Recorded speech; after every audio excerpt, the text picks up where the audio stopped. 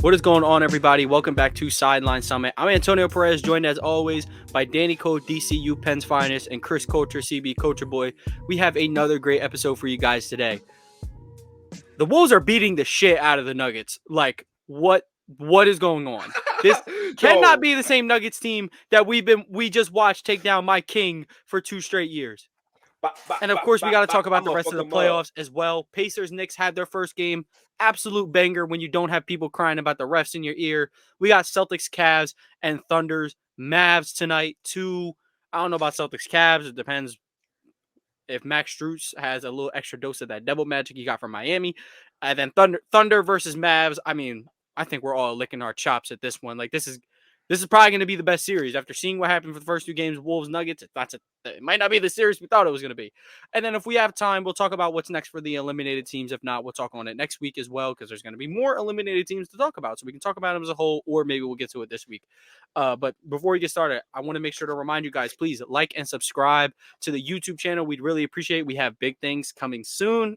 We won't touch on them, today, but just know we have something huge in the works. And if you're listening to this on audio platforms, please leave a like, subscribe to the channel on there, or follow the channel on there. Leave a 5-star review as well. It really helps push the algorithm for us.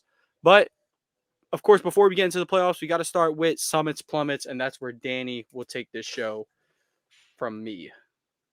Yeah. I think my plummet is actually something you just mentioned. It's Max Strus. This dude, you just brought me some tragic memories from this NBA season. The Mavs were up like 13 points.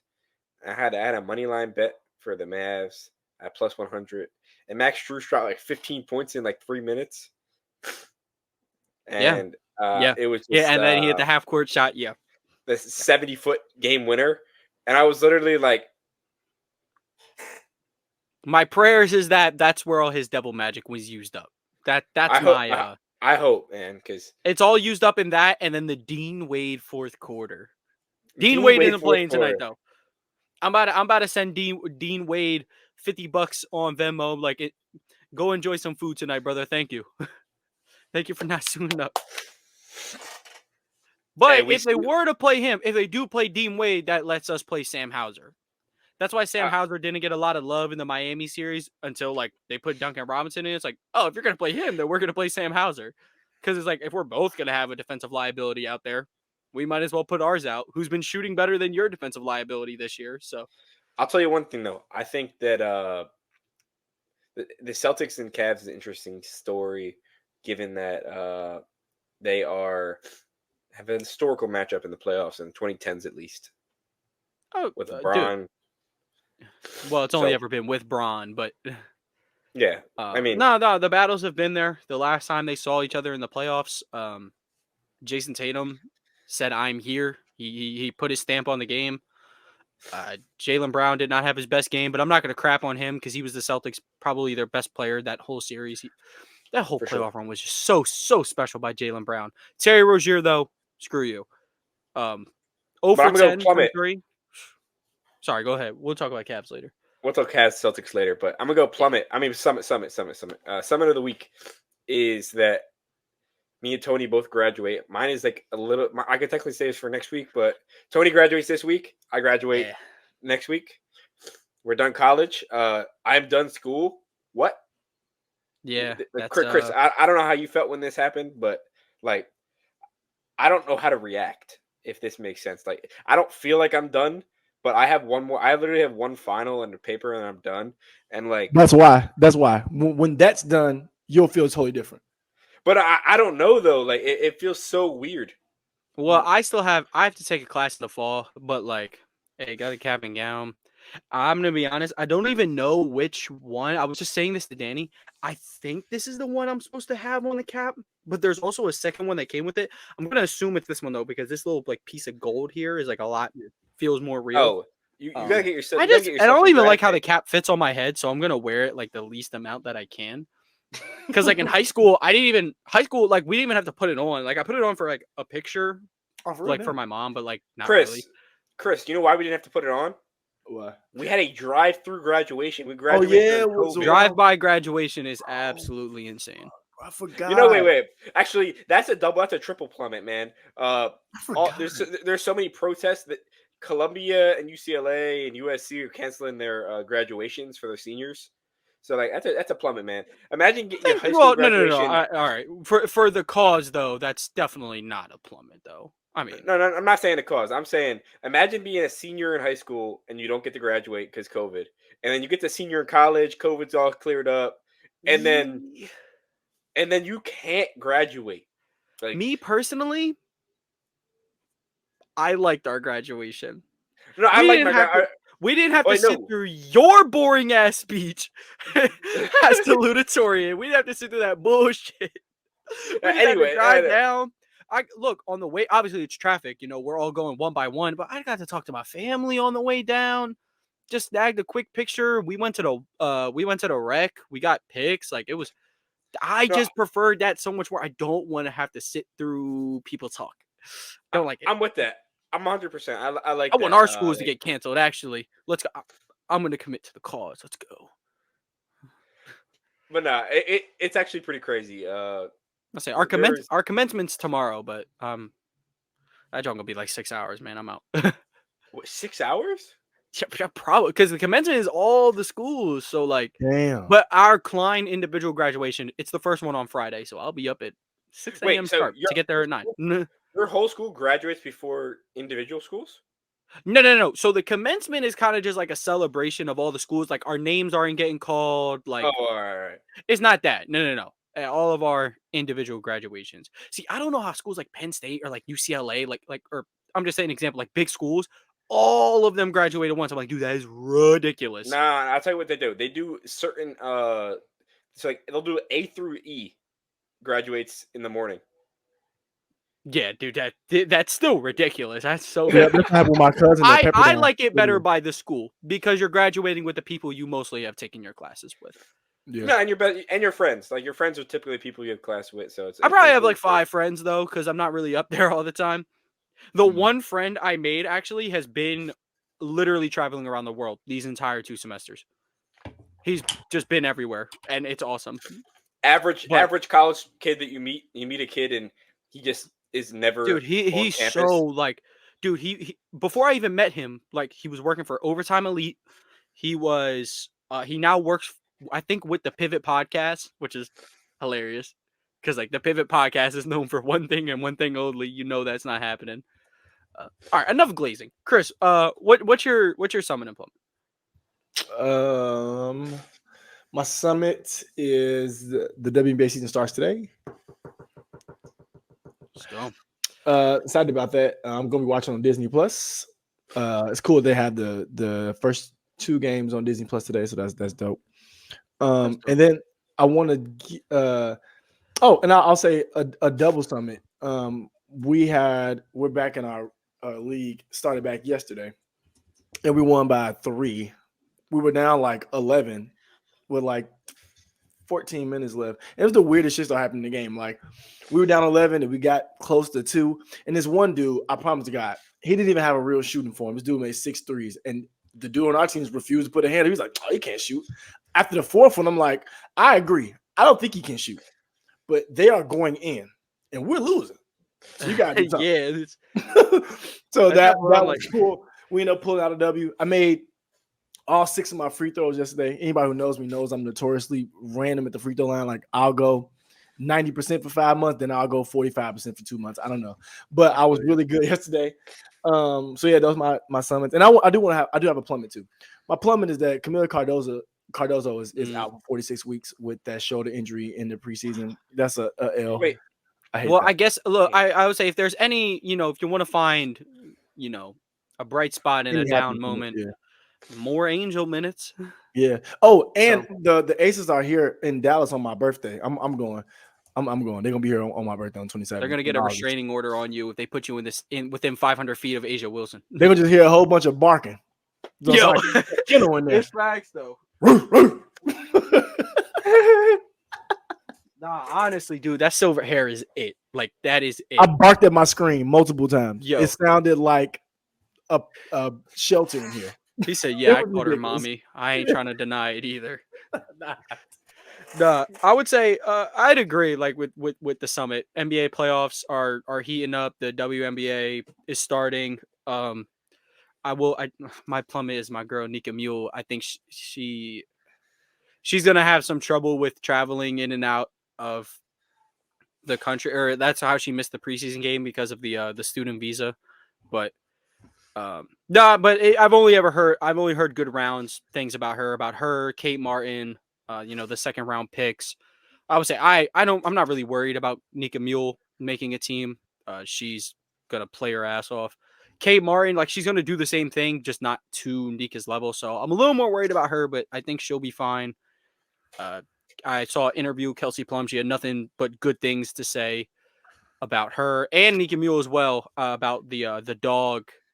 Wait, can we not talk training. about the WNBA? How crazy it is! They go from being in college with You got 3 weeks. 3 weeks. No, you play all of March and into April, and then you finish your college, and then you literally go immediately smack into what?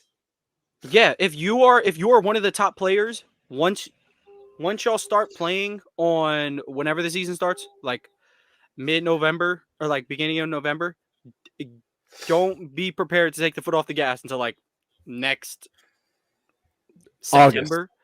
August, September, because like here's the thing, even when the season ends like mid-April or beginning of April, whatever it is, get ready for you going to the draft, and then are you going to the draft now all these sponsorships are coming in, especially with Cardoso, because like due to like visa restrictions and whatever, she couldn't get NIL deals. Same thing with Zach Edey. They couldn't get NIL deals. So like the moment they committed to the draft, oh my God, so much money is coming at you. You need to get an agent. You need to, how am I going to sort all this out? I got to get fitted for the draft. Yep. A whole bunch of stuff. Draft. Guess what? Practice is a week later. You literally got 8 days. Right in a training camp. Literally, yeah. Right in a training camp, dog.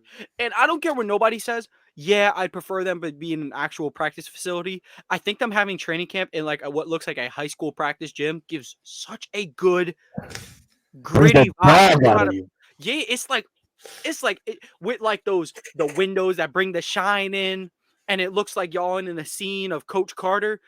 I love it. I love that. I don't know how to explain it. I like that. I think these privileged NBA players go practice in a high school for a change. I'd mess with that. Just training camp, go there. But y'all can, use your practice facility to your to your best wishes.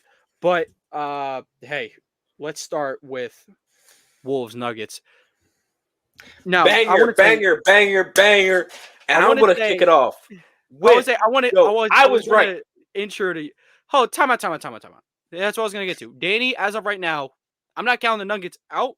And I just want to clear something up. There's no changing your mind on the second round series. But it seems as if Danny was right. As of right now, looks like the Nuggets are going to end up, or the Wolves are going to win this thing. Danny, you'd be lying your ass off if you saw how these first two games would play. I didn't see it playing like this. But or at least not game two. Game two, no. But I did say I think that they're the perfect match for them. And even without Gobert, they still have this like great tenacity. And I think it's like what Ann said. They got KD, we got Jaden McDaniels. Like Jaden McDaniels is really truly the X factor in the series when it comes to like, dude. They had Jamal Murray in a straitjacket. They were. No. Him and Nickeil Alexander-Walker were like jumping him, which like not to say they were physical, but like they're not hacking him though. They're like, yo, he's getting fouled. No. Yeah, no, dude. Here's the thing: when you gain the reputation of an elite defender, you get away with more. That is why it is important to be a good defender in this league. Jaden McDaniels, OG Anunoby, Josh Hart, Jimmy Butler, Herb Jones. That dude fouls every play. But Lou Dort. Yep. All these guys are super physical, but they can get away with it because they have this representation of giving it their all on defense. That's how the Wolves as a whole are getting away with playing physical defense.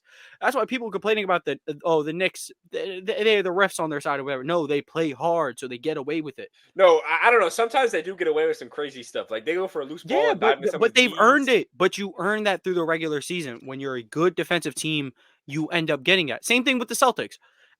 Honestly, the Celtics didn't have to have a good defense regular season.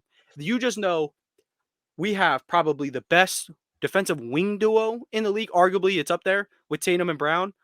And then you have Derek White and Drew Holiday, by best defensive backcourt in the league. Like, those two dudes are insane. And then you have Kristaps in the center. It's like, oh, well, he can block shots. So, you know. And then, of course, you have Al Horford, my guy. But yeah, I'd absolutely agree. Now, I want to ask Chris something because, Chris, do you think this is the same Nuggets team that beat the Lakers, or is it like the Wolves are exposing the weaknesses? Because everybody could agree the Nuggets weren't playing that great against the Lakers. Like, they found themselves down double digits several times, but it's the Lakers. Like, it's Darvin Ham and D'Angelo Russell and stuff. So, like, you can find a way to claw back. You get down double digits to this team. So do you think it's more about the Wolves exposing the Nuggets' weaknesses, or is it like the Lakers just really suck? I don't know. It's a little bit of both. The Lakers just weren't a good basketball team, to keep it real. They just had two really good players, and the players started playing well at certain points. They just weren't a good basketball team. But this is the real deal about why the Nuggets look so much better. I mean, the Timberwolves look so much better against the Nuggets than the Lakers did. The Timberwolves have length and height at every position outside of Mike Conley, right? So when Michael Porter Jr.'s shot wasn't falling, take that back. First of all, every time he plays in the Lakers, he shoots like Reggie Miller and Klay Thompson put together. But Michael Porter Jr.'s shot's not falling right now, but he's not able to really dominate on the boards like he was able to do against the Lakers, because you have just LeBron going to the boards. It's a different game. And my thing is, what's always bothered Jamal Murray has been length and height. That's why Lakers fans were hoping Vanderbilt came back. That's what's always been bothering them. And now you come with Nickeil Alexander-Walker, who's 6'5" with long-ass arms, Jaden McDaniels 6'9" with long-ass arms, Anthony Edwards at the worst, who's still 6'4", big and strong. He's going against a lot that he's not necessarily good at going against. And at the end of the day, against Jokic eats off offensive rebounds a lot of times. People don't talk about it a lot because he's so efficient, but when he misses, he kind of misses on purpose just to get the board back and put it back. Ain't gonna be none of that with Gobert and Towns, or just Towns and Reed. It's just too much. So I think what they're doing is just showing that you have to be physical, for one. You have to have height, and you have to be able to have a star to go to. Now, the Lakers had a lot of that, but they missed some of those certain points, so that's why you see the difference. And you have to be relentless. You can't let up like the Lakers did. Lakers would be up 18, take their foot off the gas. They get the game within 6. You're only 2 threes away at that point. Timberwolves putting their foot on the gas, keep it on the gas because they're taking it more serious, in my opinion, or they understand who they're playing against. So I think it's a mix of just the urgency that the Timberwolves are playing with, the defense they're playing with, and just the matchups, like Danny said, and that was probably most important. They match up very well position by position, and it's like you can almost attack them like they were doing against other teams. So that's my biggest takeaway from it. Yeah, I would say I guess what Danny must have saw that I didn't was I thought Gobert was gonna guard Jokic, and even yesterday, like, he didn't play, but like Cat's been getting some of the assignment, and Naz Reid has been getting the assignment, while everyone else just dogs everyone else. Like, they're making Aaron Gordon beat you. All right, man. This is not gonna happen. That's the difference too, Tone. That's the difference too. A bench. The Timberwolves actually have an active bench, and this is what I said early in the year. The Nuggets may not miss Bruce Brown in some series. They may not miss him in the beginning. They're missing Bruce Brown right now. They're missing a person you can plug and play with that starting five if MPJ or KCP isn't going, because you're not going to go to Christian Brown and Peyton Watson. They've been doing well enough, but they're not enough for what the Timberwolves bench gives you. So now you can't go to the bench for a spark when your starter's not doing well, and the Timberwolves are coming off the bench with the spark while they're already doing well. It's GG's, because now you were down 12, now you're down 20. Now you got to take a timeout, and you still come back with your starters. It's no real rest for the wicked, for real. Yeah, but I'll have you know, Christian Brown had the only positive plus minus for the Nuggets last night. My boy is more than playable. Not playable. Yeah, I'm a Christian Brown I fan. I thought like that dude. honestly, I don't know. Maybe it's just a year too early. I thought he was just going to come in and do exactly what Bruce Brown did, but the versatility is the defensive versatility. I'll say is definitely not there. Like Bruce Brown, like you said a couple episodes ago. It's like Bruce Brown played power forward for the Nets, so it's like the dude can do it all. But the dude played 1 through 4 in one season, and out of nowhere, he ended the year as a point guard. Yeah, like I've watched him guard D'Angelo Russell and LeBron James in the same series. I watched him guard Jason Tatum and Marcus Smart in the same series. Not that Marcus Smart is a tough cover for an NBA player, but still, shout out my boy. That's my dog. Wait, but yeah, I would say as of right now, Danny's kind of got the upper hand on us to start the second round. I will say that. I'll tell you one thing. Who is the most forgettable NBA player of this generation? Most forgettable? Like that's good. Like that's a good player. Yeah. Oh, and like they're active. Yeah. Like active today or were active? Like they got to be playing today. They're playing today. Yeah. Oh, okay. Playing today, and they're forgettable. Batum. You think Nico? Or do we talk? Or are we talking about like? Okay, are you saying like in history, like we're gonna forget about them, or like right now it's like, oh, I forgot he played. Like you forgot how good they were, and that's why I said Batum, how good. Right? Okay, you forgot how good they were. Yeah, that's why I said Batum, because people forget Batum was really like one of the first point forwards for real when he was in Portland, and he was doing 17, 6, and 5 back then when it was way slower pace. I think people kind of forget how good he was for real, just because of what he is now. Yo, realists are gonna say Tobias Harris. They should not. After Tennessee cut his career off, who would say Tobias Harris? J. Cole, twin. You know, this is a weird one. I honestly, my pick is DeMar DeRozan. I was kind of leaning with you there because, like, he's just so not impactful, but he's so good. He's you know what I was thinking? So good, mid-range killer, super hyper. Brandon Jennings, like Tyreek Evans. I will never let the streets forget about Tyreek Evans. I will not. I was thinking, Mr. Andre Drummond.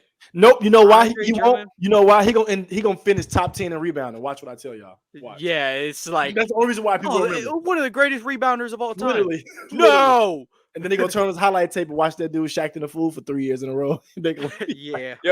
Chris. People are gonna forget how good JaVale was, just because he's like a legit clown. Like no way around it. JaVale is an idiot. But Chicago Chris, kid, I'll tell you one thing. Good player though. Andre Drummond is loved in Philadelphia.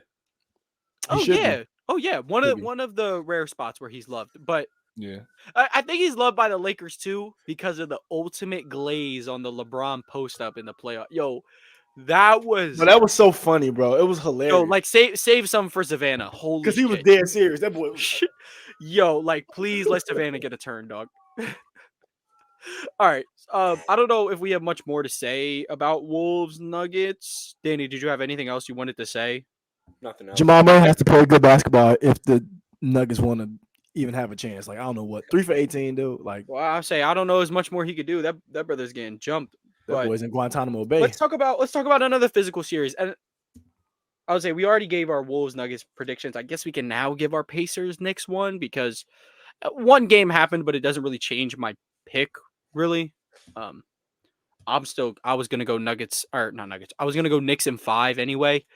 But I liked how responsive the Pacers were. Like so far, the Pacers have been able to like keep up, play not entirely their own style of getting up and down, but they've been able to add that to mimic as much as that you can in a playoff setting. But the Knicks kind of like adapted right back to them. It's like, are y'all gonna get out and run? All right, we can get out and run.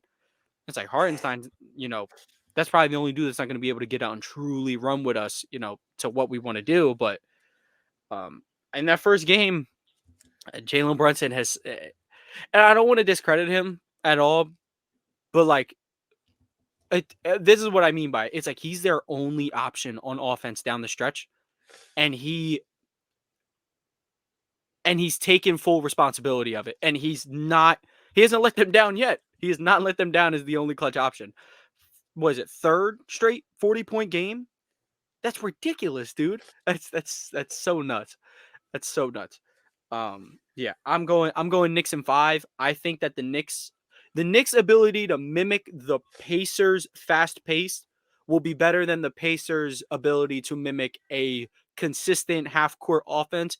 And also, Tyrese Halliburton, if you put up like, dude, if you shoot 6 shots last night or 8 shots, whatever it was, do that again. Do that again. Because you're just going to see how fast your team, like, you want to be Steve Nash, I need you to be more like Trae Young. I need you to put, and look, and that ain't easy, but I've watched you do it for at least a 2-week period before. So I need him to be aggressive. I need you to stop deferring. Like, you're not Jason Williams, man. And you're not deferring to Anthony Edwards. You're deferring to Neesmith and Miles Turner and Pascal Siakam. Like, no offense. You're deferring to Andrew Nembhard. Shout out Andrew Nembhard, baller. TJ McConnell. He deferred to TJ McConnell. Philly legend, by the way. TJ McConnell, legend in Philly. But I was talking to Tony about this before the show. I said that it's funny that TJ McConnell started his career as Ben Simmons' backup and wound up having a better career than Ben Simmons. Just like the man Jalen Hurts. Started as Wentz backup. Now he's better. I was having a debate someone with who was better, 2017 Wentz or 2022 Hurts. I was like, I clearly not like clearly. I thought like by a good margin it was Hurts, but ready 2017 Wentz or 2017 Ben Simmons. Wentz. But anyway, I don't know. I'm not a Sixers fan, so I guess I can't really speak on that. But back to Knicks Pacers. Yeah, that was my spill on it. Tyrese stop being a bitch. Chris, I know you got some words for. So wait. Mr. Halliburton. Not only this series. I need to hear Tony. The Knicks in how many games? Oh, what for this series? Yeah. Oh yeah, I said that. Knicks in 5. Knicks in 5. Yeah, that was going to be my pick regardless, and I feel even more confident about that last night because when it comes down the stretch, the Pacers because you're not going to have that many fast break opportunities in the clutch. If it comes down to half court offense, it's going to be Jalen Brunson versus Pascal Siakam. Pascal is nice, but I'm with that. Jalen Brunson is what they like to say call on one. Chris, how about you? Knicks in how many games? Surprise! I'm not picking the Knicks. Ooh. JK, I was gonna say you're going. I would say you riding with the Pacers even though they lost game 1. Cool. Not riding with a team that has Pascal Siakam on it. No, thank you. I'm going Knicks in 6. And the reason I say that is I give one game. I think the Pacers are still 1 at home, and I think the Pacers are Jalen Brunson not masterclass away from stealing another game. So I give them 6. I say Knicks in 6. I give the Knicks in 5. I don't think that the Pacers came out outside of Halliburton. They came out. Everyone else probably played one of their better games that they could. Yeah. I mean, it's gonna be like a hard fought 5. You know, and Chris said this a while back. This is the clash of like ideals. It's like, oh, we want to get out and run. Well, no, we want to play some half court offense. But if you insist, we'll get out. It'd be hilarious if the Pacers won and the Cavs won, and we get a Cavs Pacers Eastern Conference Final. Well, who asked for that? Who asked for that? That would be hilarious. Who asked for that? No, nobody want that. Don't say that. Nobody wants it. That's why I'm saying why it's hilarious. Nobody's gonna watch that shit. So Adam Silver's gonna, rig that Boston versus New York because he had the Boston versus Philly. It doesn't need to be rigged. It doesn't need to be rigged though. That's the thing. So I would say just real quick before we move on, I'm trying to add up some points from the first rounds as I didn't get a chance to. Danny, I'm going to tell you right now, Danny has 13 points. Chris has 10 points. I'm adding mine up now. Some of these 2, 3, 4. Yeah, it's like the Celtics won. I had a Celtics in 6. I was almost right too. But let's see. I didn't get Bucks. And then I say Cavs in 7. Originally, I changed it to Cavs in 5. I should have just stuck with my gut. But yeah, I am leading the way, however, with a solid 20 points. Yeah, I'm lucky I changed that. See, what sucks with Chris is Chris changed it from Mavs in 6 to Clippers in 6. He's like, you had it, dude. You had it. Bro, you know what? I got tricked again. I got tricked. Yeah, Playoff same thing. did it You had to Bucks me in 7. again. You changed it to Bucks in 6. He got tricked, man. Danny's changes ended up working out for him. So, but yeah. Danny W. I'm in the lead. Do we got anything else to say about Pacers Knicks? Chris, did you get to talk about Pacers Knicks? You did. You did. Yeah. Did I? You had what? Knicks. You had Knicks in 6. Oh, yeah, I don't think I said anything about them, but yeah, I definitely picked the Knicks in 6. I think the only thing is just, I think people starting to really see what Tyrese Halliburton's game is, and this isn't even a dig. He's a playmaker first, and if he's not making threes, he's not scoring over 16. Just to keep it real, he's just not that type of guy yet. I'm not saying he can't be, but he's not the type of guy yet. So I think it's going to take a lot more. I think Mathurin changes this series a lot. If he's playing, just to have another aggressive player out there who can, just be on the court with an Anunoby or Josh Hart, just kind of give a little bit of there.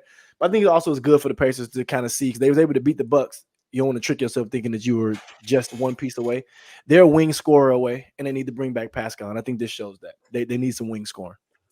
Yep, it's gonna sound weird. I feel like if the Sixers were playing the Pacers, I feel like we'd know that Embiid would just body like Miles Turner. Dude, if y'all were playing the Pacers, it would be just because of the matchup. I don't think you're a better team than the Knicks, but because of the matchup, 100%. I would take the Knicks. I would take the 4. Sixers in 4. I would too. Because styles make fights, and that's what I love about the playoffs, and that's what's so weird about the Pacers. But teams are stronger in different areas. The Pacers are built the same, like very similar to the Knicks, in that they're like semi all-star with like a bunch of role players. What, the Pacers? Yeah, I mean Halliburton. I would say Jalen Brunson's a little more than a semi all-star. That dude's an all NBA guard. He's an all NBA guard.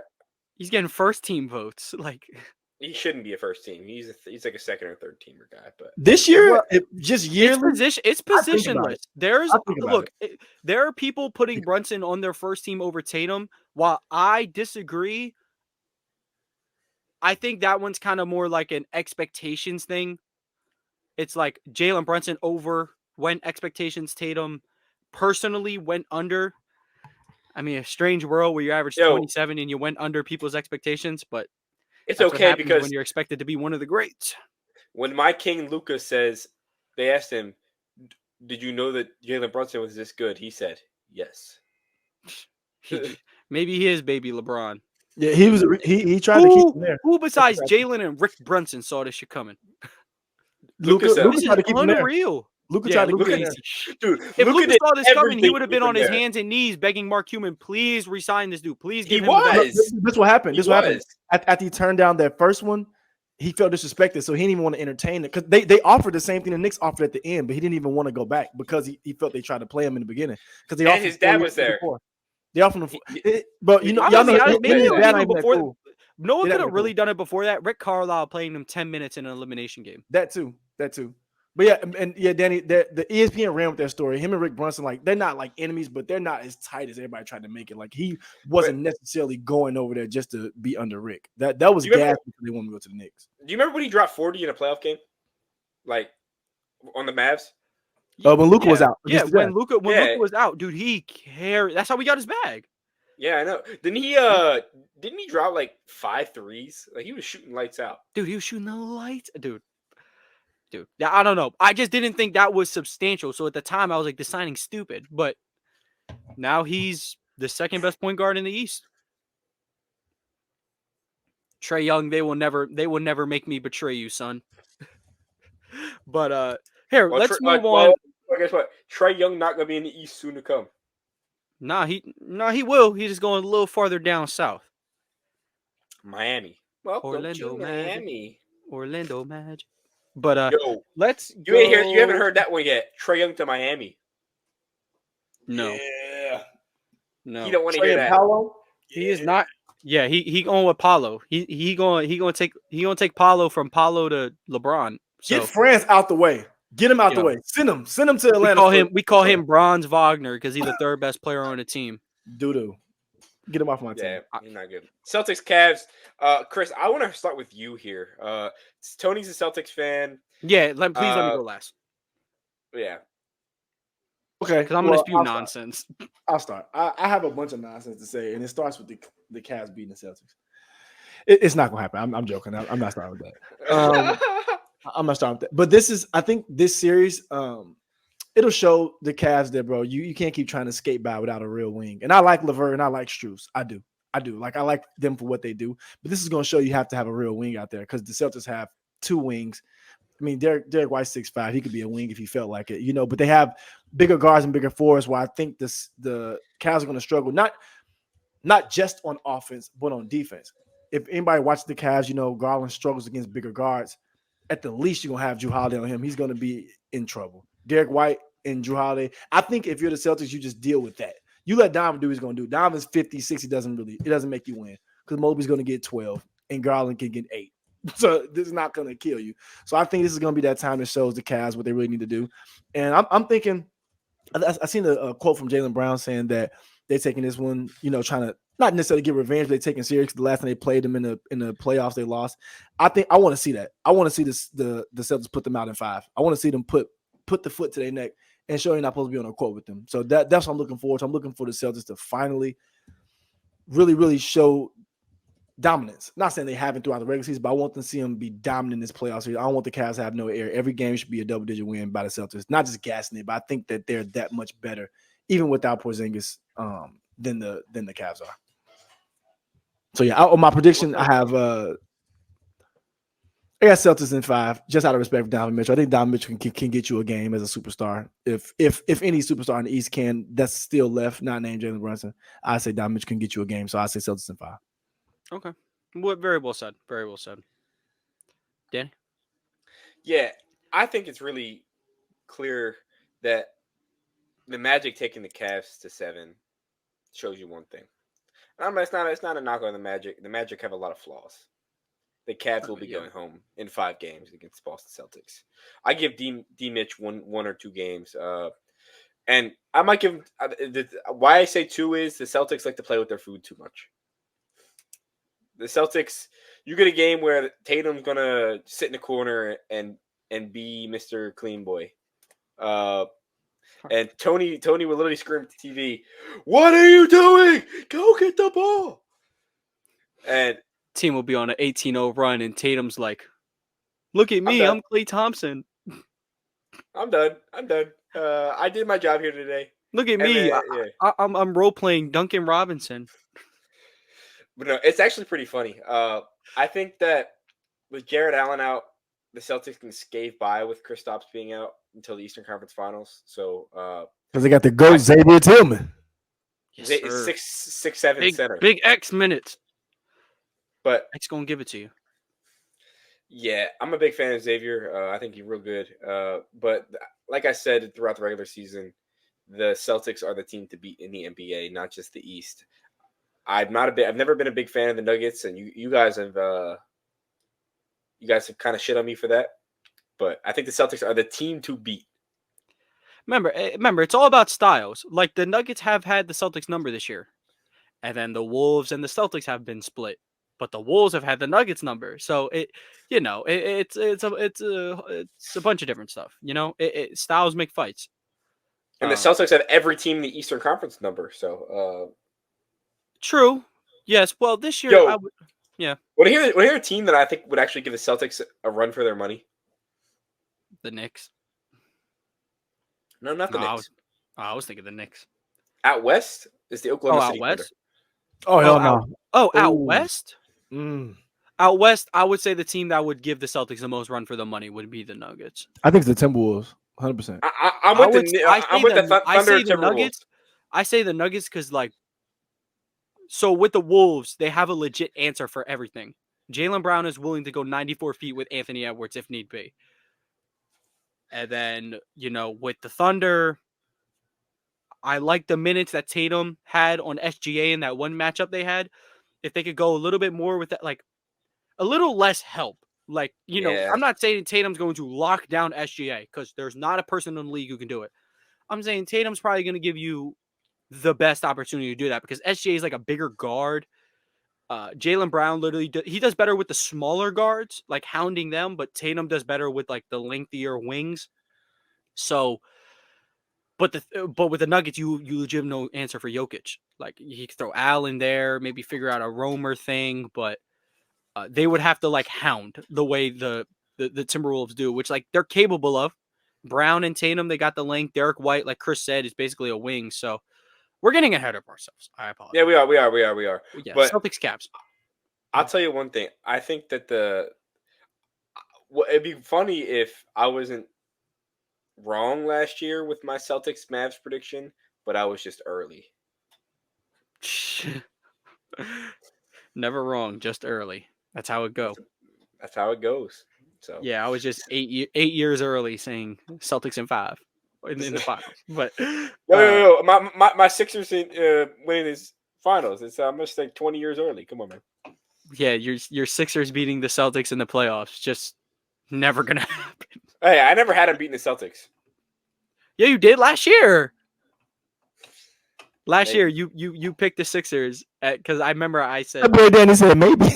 I asked my phone. I said, "What's Jason Tatum's record against the Sixers in the playoffs?" He was like, "That's the past." I was like, "Okay, well they're 3-0 against them this year, so what does it matter?" Yeah, I'll tell you one thing though. I wasn't wrong. I mean, I told you the series was going to be better, and the Sixers actually had the series in the palm of their hands, and crumbled to the hand of Thanos. Yeah, Tatum had CTE for like a game and a half, so it doesn't matter. And then he got his powers back midway through the fourth. Yo, and was like, no, I don't know if you saw the Gronk the Gronk burn on the roast of Tom Brady. She said, Gronk, you might be the first person ever born with CTE. Yeah, no, that all right. let me just get my Cavs prediction out the way because that's actually crazy. So with Celtics Cavs, like Chris mentioned, Kristaps is not going to be playing.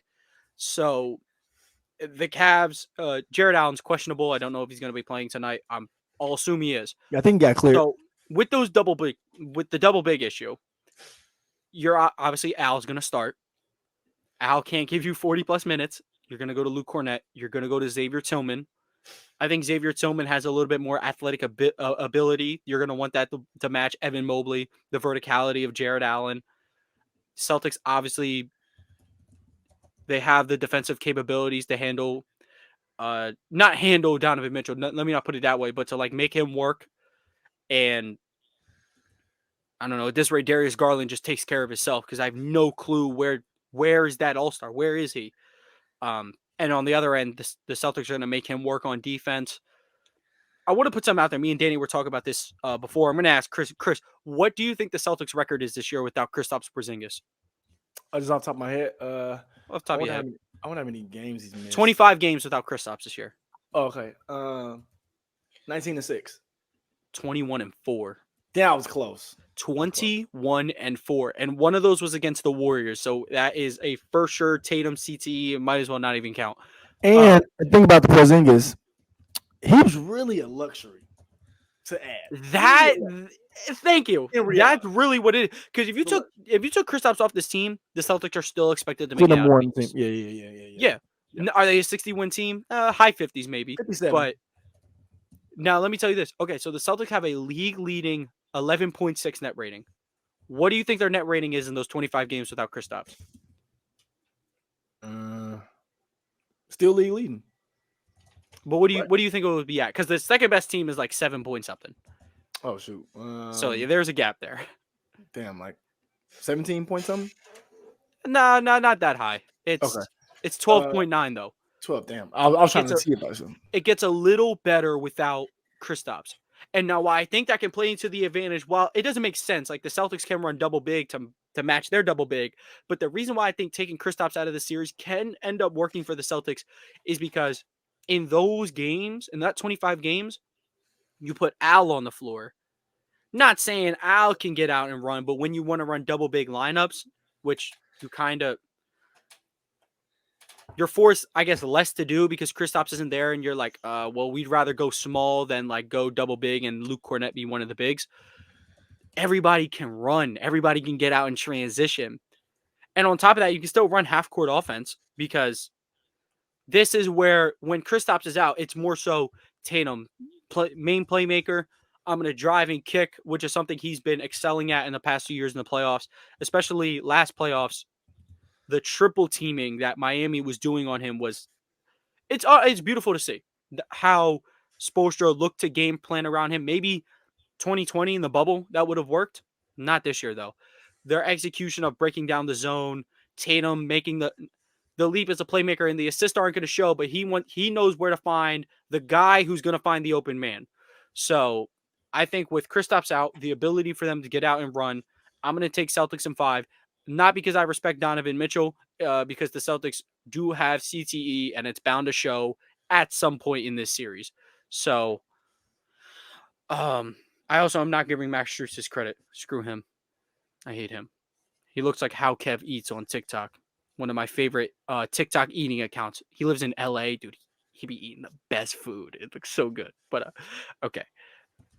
Enough about Celtics Cavs. Let's talk about the best series of this second round. Thunder versus Mavs. Danny, you have no choice but to start. Your honey bunches of oats is in this series. Yeah, my favorite team remaining. Like I said, when the Sixers go out, I'm a Mavs fan. I'm a Luka fan. If Luka ever becomes on the trade block, I hope we trade Maxey and Embiid just to get Luka, just because I love Luka that much. I think Luka would be a phenomenal Philadelphia 76er, just prefacing this The series. glaze is crazy. The glaze. But Thunder Mavs, for the viewers that don't know, I used to be a big Russell Westbrook fan growing up. So I also like quasi Thunder fan, not really. I just used to like Russell Westbrook. Anyway, this series is going to be pure basketball. You got two of the most skilled players in the NBA in Luka and Kyrie. And then you got a bunch of young guns that just can play team basketball and do their role. So I think it's really interesting because they're the complete opposite style of basketball. And the Thunder can go toe-to-toe with the Magic because they have a scorer. But I think the one thing that people underestimate is when the Mavs need to kick in that team style of basketball, I think they do it better than anyone else. Luka and Kyrie can distribute the ball to the third options really, really well. But you just forget that sometimes the third options stink. That's the problem. So I think option can be anyone. Depends on the night. It could really be anyone. And I think it's really going to be Lively. Lively is going to be really, really huge against Chet. And I think Luka and Kyrie, I think they get forced the series to 7 and give me the Mavs in 7, advance to the Eastern Conference Final. I think this is the Mavs year where they make a run. You say you got Mavs in what? Mavs in 7. Okay. And you also said Eastern Conference Finals, but we'll act like you said West. Western Conference Finals. Western Conference Finals, that name just has so much aura to it. Because when you think Western Conference Finals, you think Kobe, you think Dirk, you think Young Thunder. That's just what I think. That's what I think of. The throwback days, man. You think Thunder Spurs, probably the most underrated rivalry of the 2010s, dude. I love Thunder Spurs. Nothing better than Thunder Warriors. And then you lose the 3-1 lead, and then you go join them.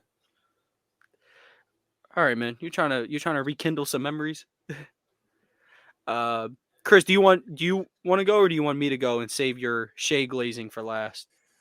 I wasn't even gonna do that, but All right. I'll go. No, we have to save the Dallas resident for last, right? It's only right. Yeah, fair enough. And I'm going to game 3. Dallas, dude. Regardless of the outcome of the series, that place is going to be jumping. Whether they're down 2-0, it's 1-1, or they're up. If they're up 2-0, heading back to Dallas, that would be crazy. But they won't be. So I have the Thunder in 7. The reason why I kind of Okay, so my reasoning for this is that the Thunder are going to have the defensive bodies to just make Luka and Kyrie work. Lou Dort is going to be able to, his physicality is going to be able to go with Luka. Jalen Williams is also going to be able to give Luka some physical matchup. You're not stopping Luka. That's not what I'm saying, but like they're going to have to make him work for his buckets. And then whoever's going to guard Kyrie, I don't want it to be Shea. I think that could, that could really tire him out fast, having to hang with Kyrie while being the by far number one option on offense. But that it's just those three guys, like you have options. As for, like you said, Lively and Gafford are going to be big in the series. The reason why I kind of like they're going to be big, but the reason why I don't think they'll be big is because they get a lot of their offense benefits off Luka and Kyrie, whether it's lob, whether it's pick and roll, but they're not getting the ball in the post and like going to work. So like I can't bet on them getting the ball in the post, really getting into Chet, giving him the shoulder and then laying it up. Not only has that like rarely, like as much as people want that to be the truth about Chet, that doesn't really happen to Chet that much. So, and Chet is phenomenal at defending the lob. His verticality, he's a true 7-footer, can get off the ground, can work a little bit, defensively in space. So, and then on the offensive end, I know there's a little bit of narrative that Luka is not that bad of a defender. Yes, he is. So he will be sought out by SGA.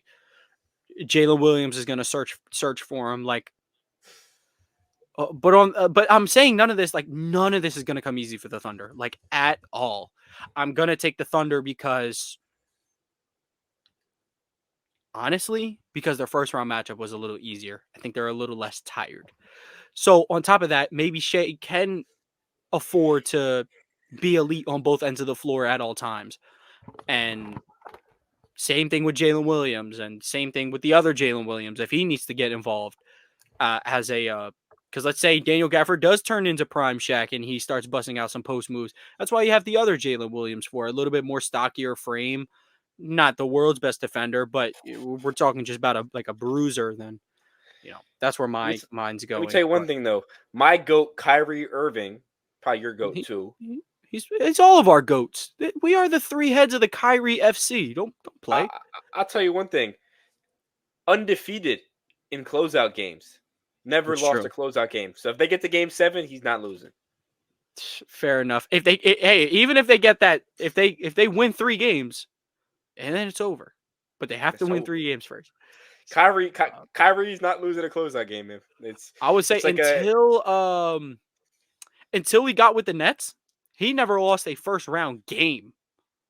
Yeah, he was undefeated in the first round. Even with the Celtics, they swept the Pacers, and then it's a little unfair. I mean, he's played on some good teams.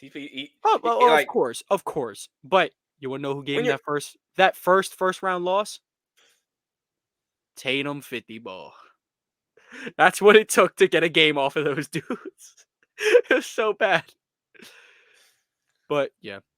Swinging over to the new TikTok trend where it's like, I was going through my memories and I found this video. It's like 2010 video. Late Night Finds. Yeah, Late Night Finds. Chris, you know what I'm talking about? Search up Late Night Finds after the show. On TikTok. It's like people have their view on their phone of like historic moments in basketball or football, whatever it is. They found the KD foot on the line. Against the Bucks. That one was crazy. Someone found one of like the not empty Cavs arena, but like they weren't playing, but like the finals was going on in the Warrior Stadium. So it was like a bunch of fans just watching LeBron say, "Cleveland, this is for you, bro." So cool. But Chris, Thunder versus Mavs. Shea is probably, I would say, your current favorite player, maybe. And then Kyrie Irving, top 5. One of your all-time favorite players. And top 5 current. Dude, I am sadness.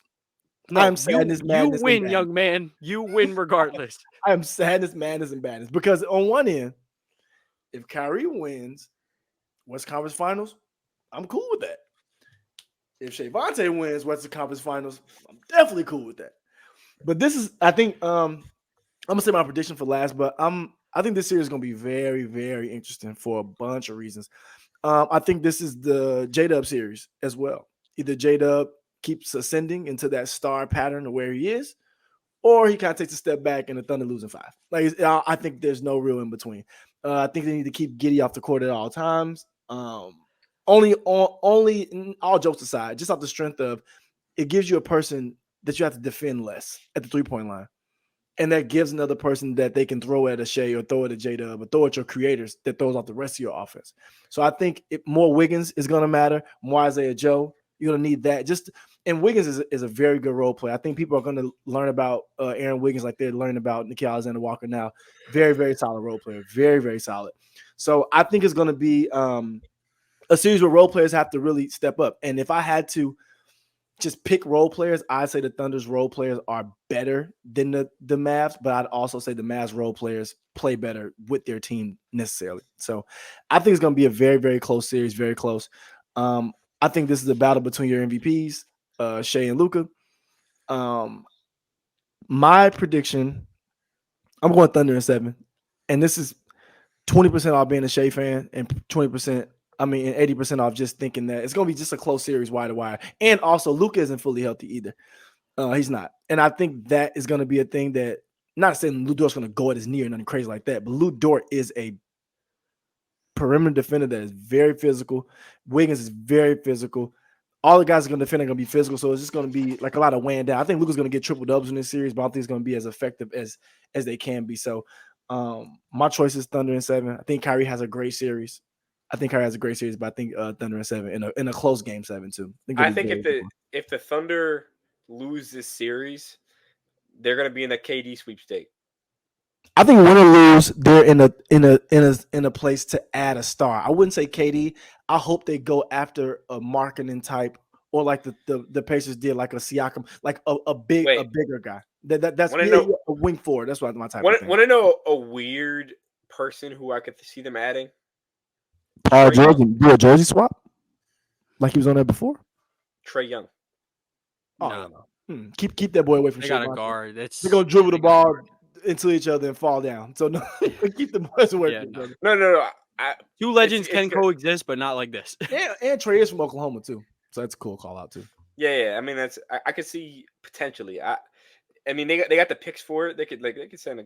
Bro, nobody looks bad in an Oklahoma Sooners uniform, regardless of the team. Like, bro, their drip is insane. Oklahoma's drip is just Oklahoma and Oregon got the best, in my opinion. Oregon, Oklahoma's so underrated, dude. They're so underrated in terms of drip. USC and UCLA top rivalry, especially when they go black visor with the white jerseys. Oh, UCLA USC is the best jersey matchup ever. I think UCLA has the worst college jerseys I've ever seen. I hate that.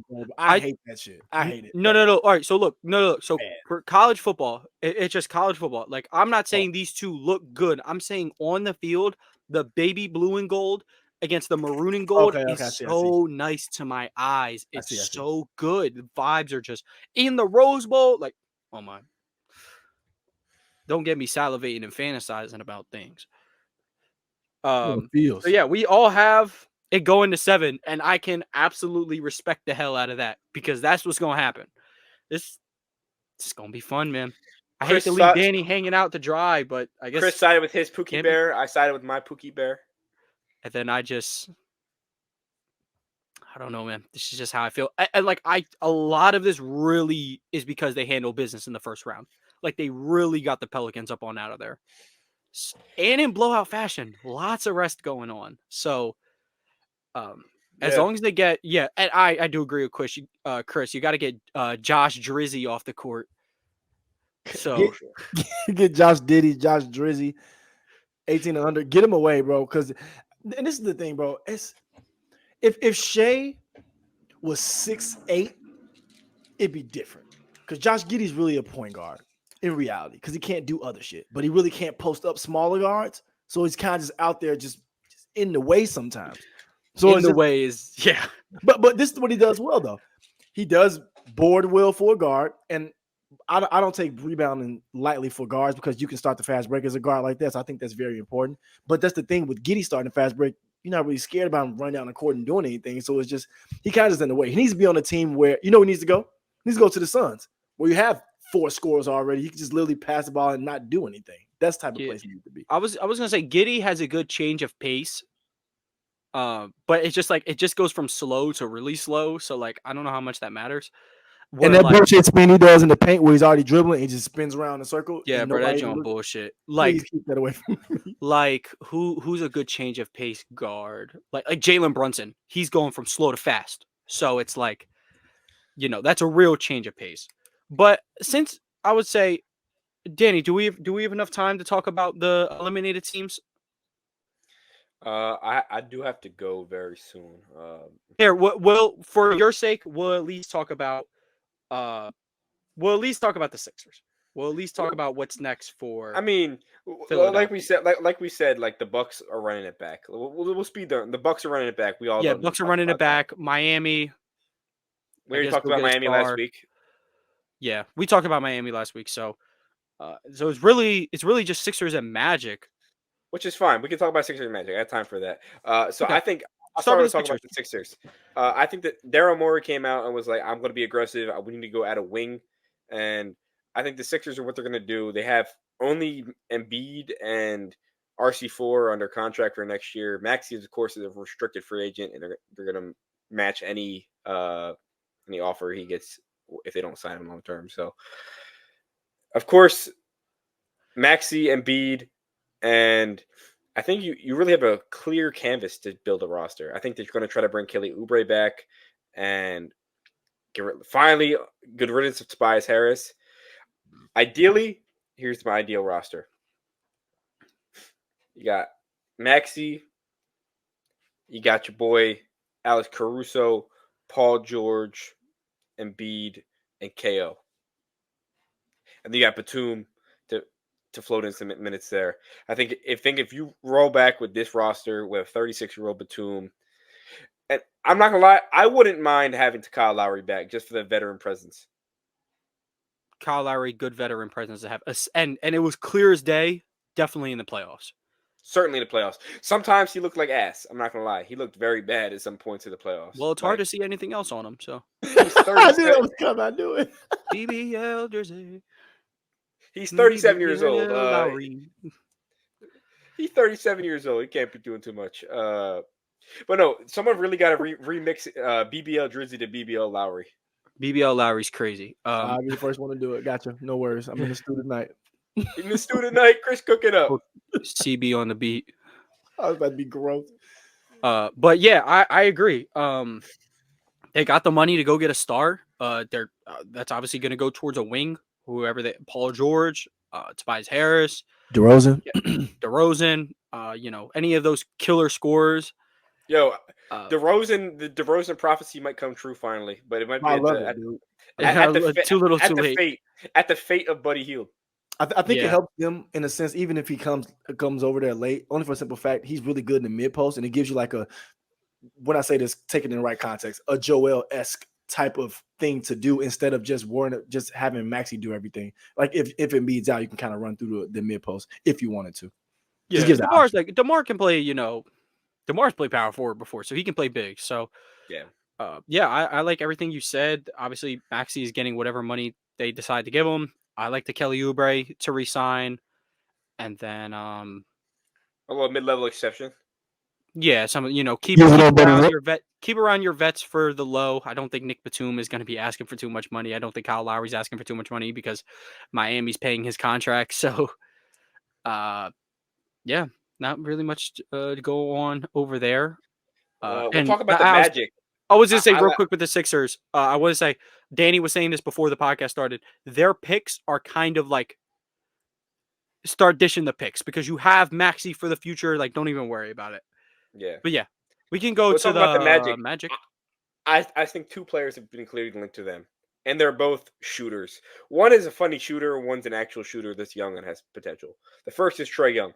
And we were talking about this earlier in the show. If you can get Trae Young on this young team full of guards with Paolo and newly found star Jonathan Isaac. Yes, Jonathan Isaac is a defensive star. It would be phenomenal. I'll tell you one thing though. The guy that has been linked to there, but I don't know if it's truly going to happen, is Klay Thompson. And I don't know what he's giving you at this point in time.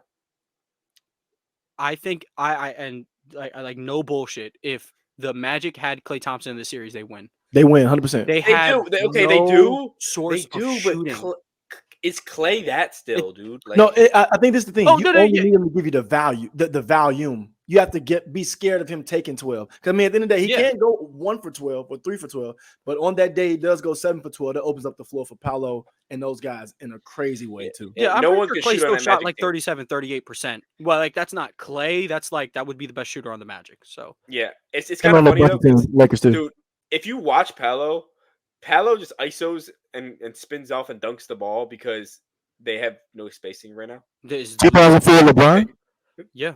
It's literally 2000s ball all over again because there's no space. Like I saw someone try to shit on him because he shot 10 for 28 in the game 7.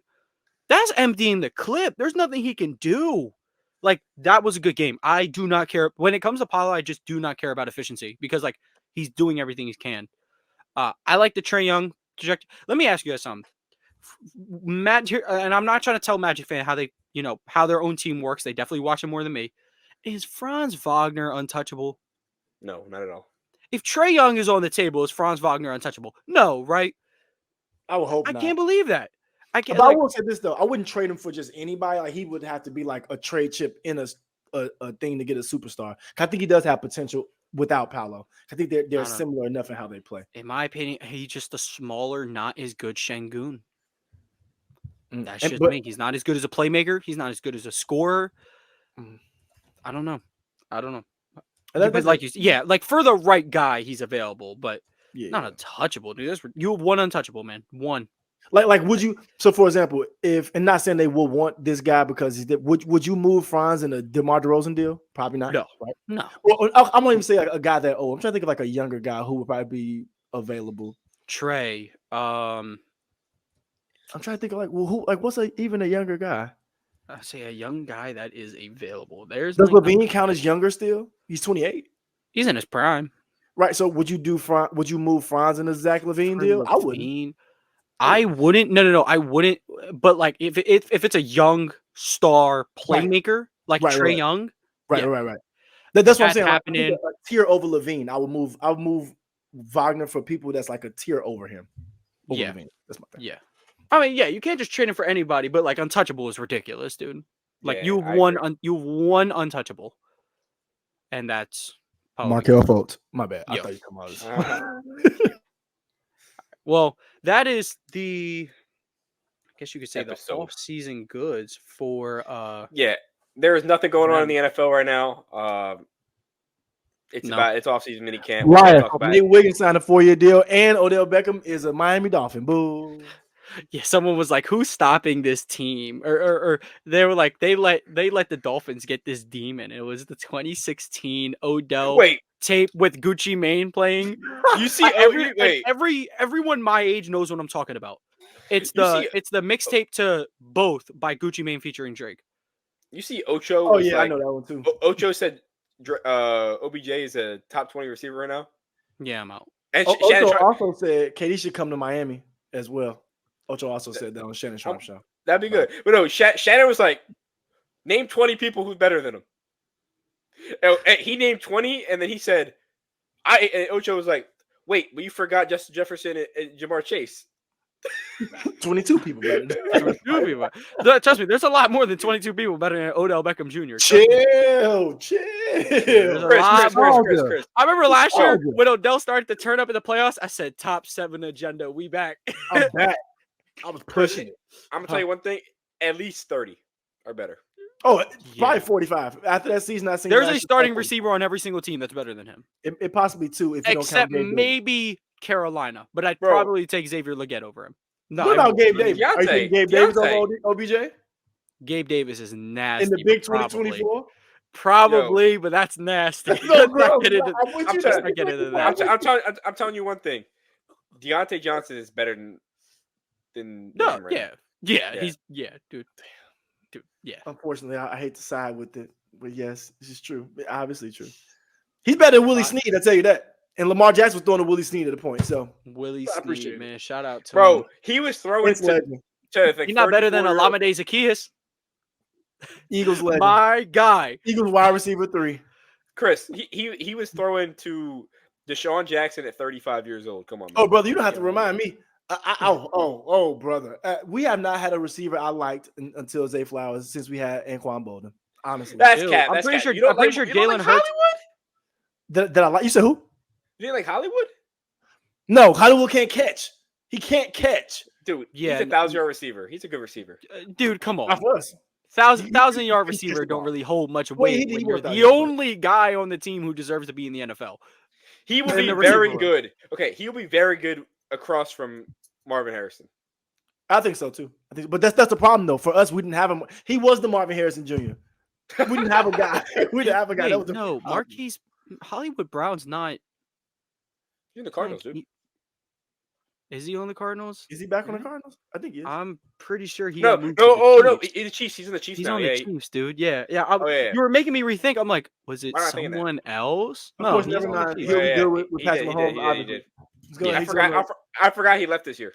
My brain. Yeah, is bro. You too. Again. How But- did that happen? They let them get Marquise Brown, Rashee Rice, and Whoa. David Worthy back to back. Oh, that brother Rasheed Rice. Oh, She brother's Rice gonna might in be the penitentiary. suspended.